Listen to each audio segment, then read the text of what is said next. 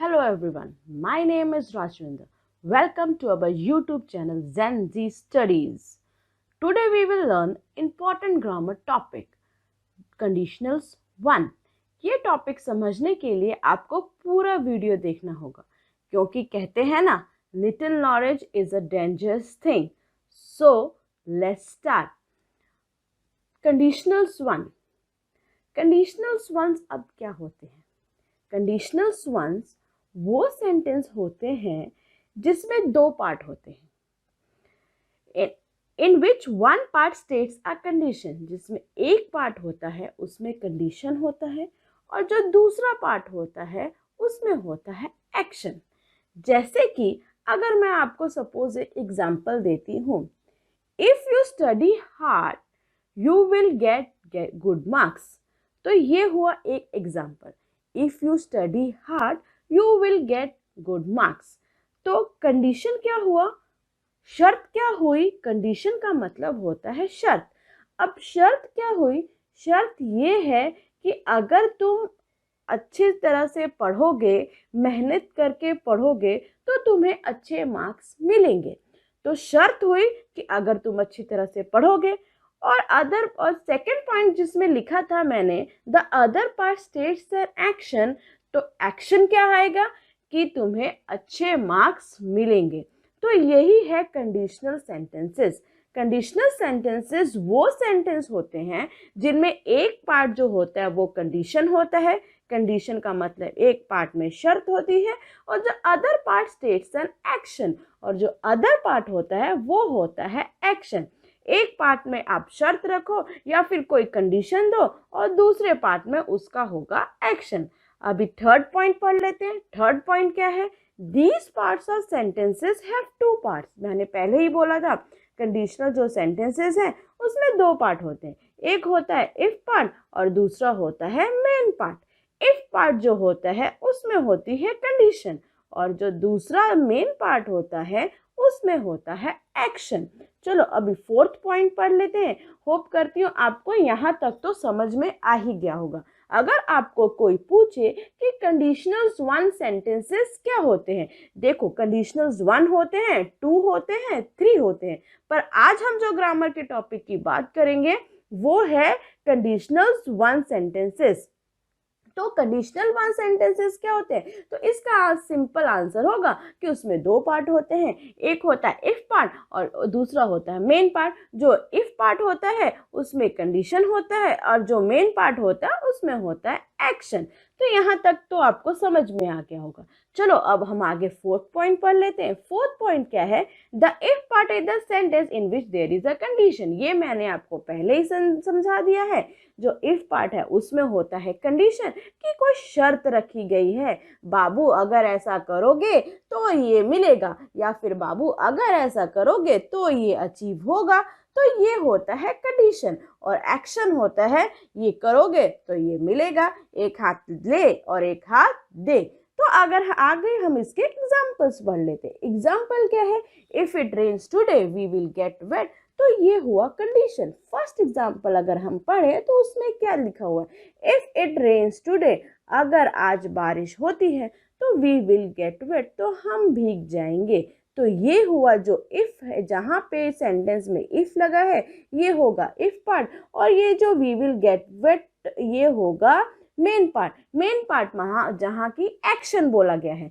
If I find her address I will send her invitation.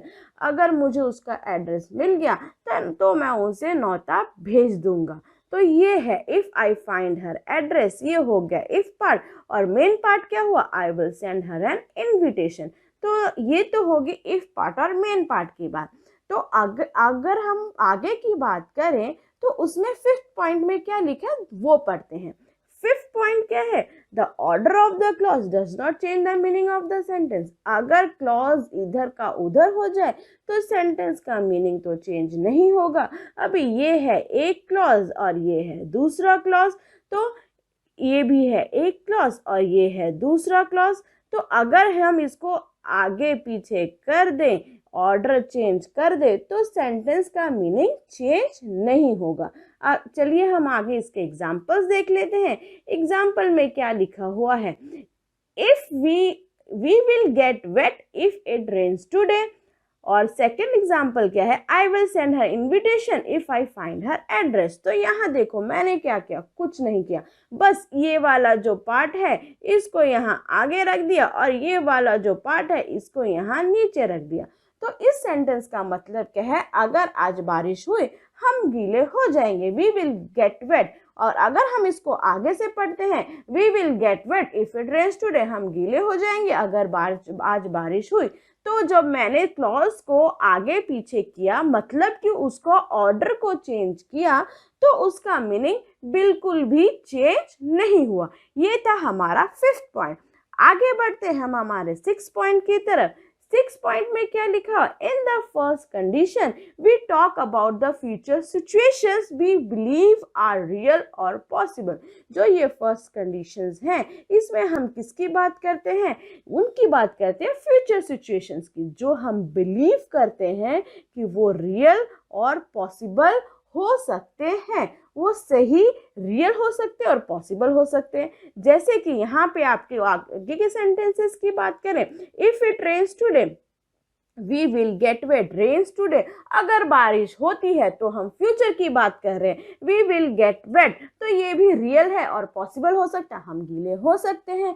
If I find her address, अभी तक address मिला नहीं है, वे future की बात कर रहे हैं, अगर फ्यूचर में हमें एड्रेस मिला, आई will send her an invitation, तो मैं उसे इन्विटेशन भेज दूंगा, तो ये भी रियल है और पॉसिबल हो सकता है।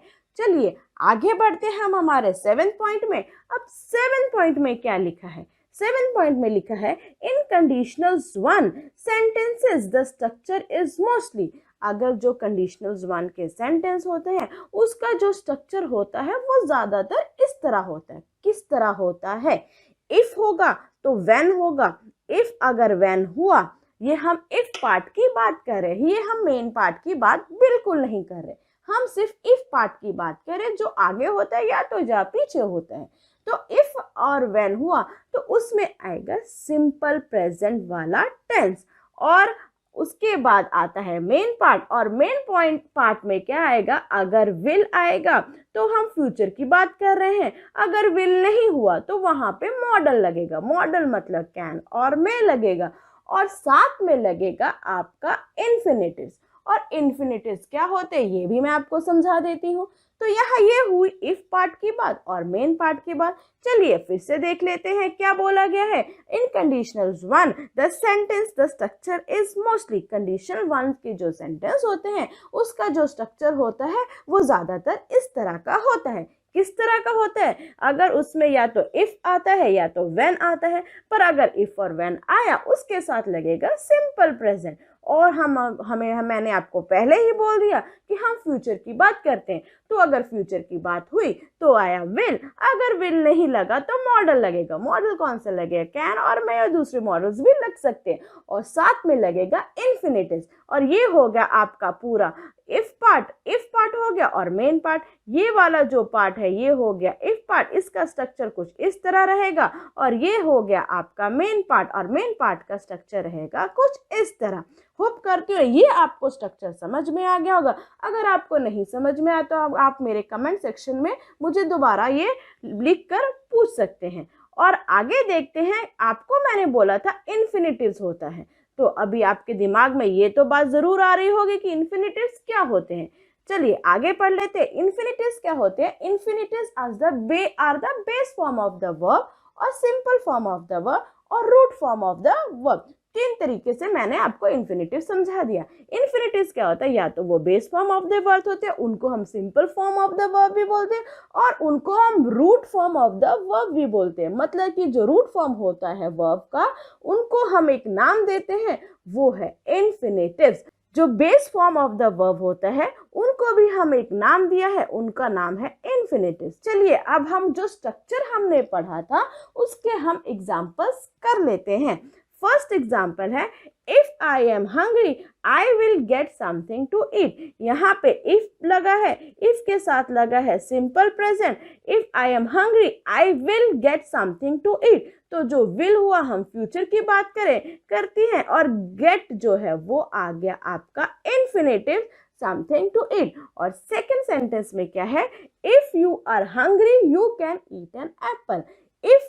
इफ पार्ट हो गया, यू आर हंग्री, आर हो गया आपका simple present, you can get an apple. अभी यू आ गया मॉडल और ईट आ गया आपका इन्फिनेटिव। तो पूरी तरह से ये दोनों सेंटेंस स्ट्रक्चर के ऊपर जाते हैं।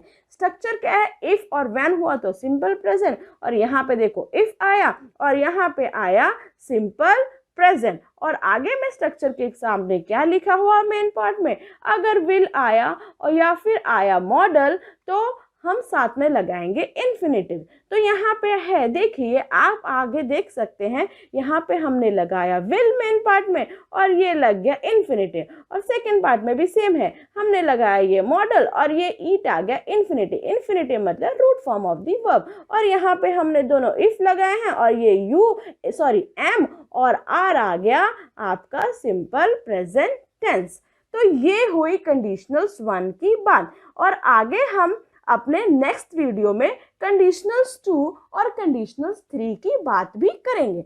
होप सो आपको मेरा वीडियो देखकर कंडीशनल्स 1 क्या होते हैं वो समझ में आ गया होगा। अगर आपको कोई पूछे कंडीशनल्स 1 क्या होते हैं तो आपको इतना बताना, कंडीशनल्स 1 वो सेंटेंसेस होते हैं जिसमें 2 पार्ट होते हैं, एक इफ पार्ट होता है और एक होता है मेन पार्ट। जो इफ पार्ट होता है उसमें होते हैं कंडीशंस और जो मेन पार्ट होता है उसमें होता है एक्शन, कि अगर ये होगा, अगर ऐसा होगा तो ऐसा हो जाएगा। तो हर सेंटेंस एक दूसरे के ऊपर डिपेंड होता है। और दूसरा हमने ये बात बोली है कि अगर 2 सेंटेंसेस को मतलब 2 क्लॉजेस को हम इंटरचेंज कर देते हैं, आगे पीछे कर देते हैं, तो उसका जो मीनिंग है वो सेम का सेम रहेगा। और स्ट्रक्चर की बात तो हमने कर ही दी है कि स्ट्रक्चर ऐसा होगा, और इस तरह के स्ट्रक्चर के ऊपर मैंने आपको एग्जाम्पल भी दे दिया है। Thank you everyone, keep watching my videos, do subscribe our channel Gen Z Studies.